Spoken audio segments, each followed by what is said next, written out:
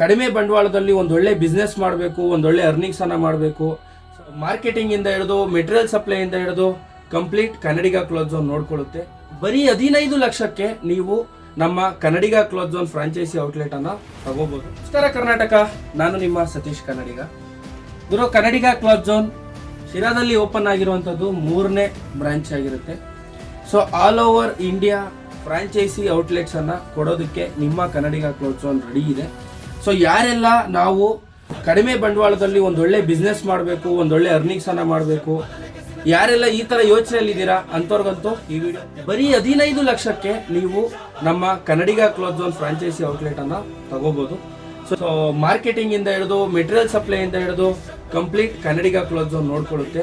So ನಿಮ್ಗೆ ಅನ್ಸ್ಬೋದು ನಮಗೆ cloth business ಅಲ್ಲಿ ಐಡಿಯಾನೇ ಇಲ್ಲ, ಆದ್ರೂ ಕ್ಲಾತ್ ಬಿಸ್ನೆಸ್ ಹೆಂಗಪ್ಪ ಮಾಡೋದು ಅಂತ ನಿಮ್ಗೆ ಅನ್ಸ್ಬೋದು.